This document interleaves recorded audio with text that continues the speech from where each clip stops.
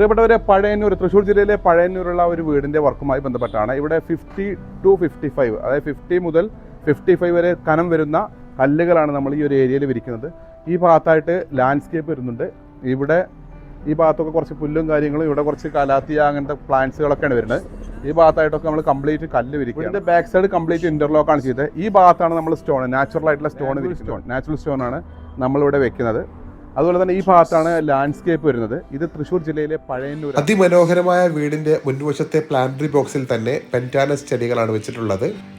ഈ വിശാലമായ മുറ്റത്താണ് നമ്മൾ Bangalore stone 50 to 55 mm thickness ഉള്ള കല്ലുകൾ വിരിക്കുന്നത്.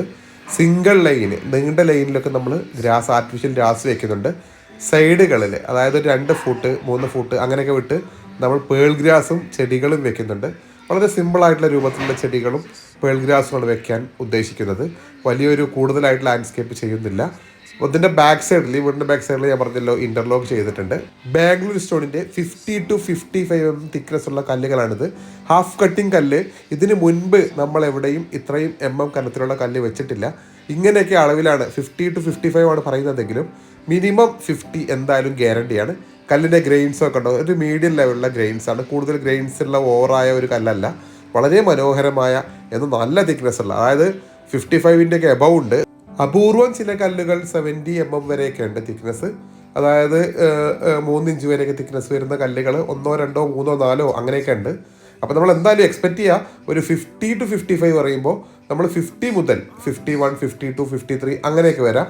55 എബവ് ഒരു 10% കല്ലുകൾ വരുന്നുണ്ട്. 10% അല്ല, 20% വരെ വന്നിട്ടുണ്ട്. കല്ലുകൾ വിരിച്ചു തുടങ്ങി. ഇത്രയും കനമുള്ള കല്ലുകൾ റിക്വയർമെൻ്റ് ഉള്ളവർ മുൻകൂട്ടി അറിയിക്കുക. കാരണം കോറിയിലോട്ട് ഇത് കുറച്ച് മുൻ ദിവസങ്ങളായി, ഒരു 10 ദിവസം മുൻപെങ്കിലും നമ്മൾ ഓർഡർ കൊടുത്തു കഴിഞ്ഞാൽ ഇത് ക്ലിയർ ആയിട്ട് നമുക്ക് കിട്ടും. റെഗുലർ ആയിട്ടുള്ള കല്ലല്ല അത്.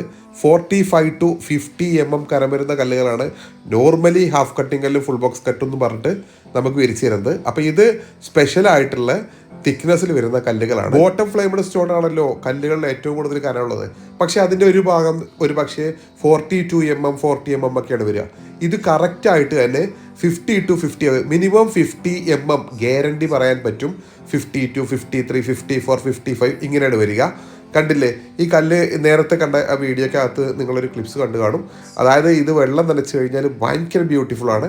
ഇത് അവിടുത്തെ വർക്ക് ചെയ്തുകൊണ്ടിരിക്കുന്ന സമയമാണ്. ഞങ്ങളൊരു 7 മണിയൊക്കെ ആകുമ്പോൾ പേൾ ഗ്രാസും ആർട്ടിഫിഷ്യൽ ഗ്രാസും ഒക്കെ വെക്കുന്നൊരു സമയമാണ്. കാരണം ആ വീട് ഒരു 3-4 ദിവസം കൊണ്ട് ഞങ്ങൾക്ക് ഫിനിഷ് ചെയ്യേണ്ടിയിരുന്നത്. ഏകദേശം ഒരു 1000 സംതിങ് സ്ക്വയർ ഫീറ്റാണ് ഉണ്ടായിരുന്നത്.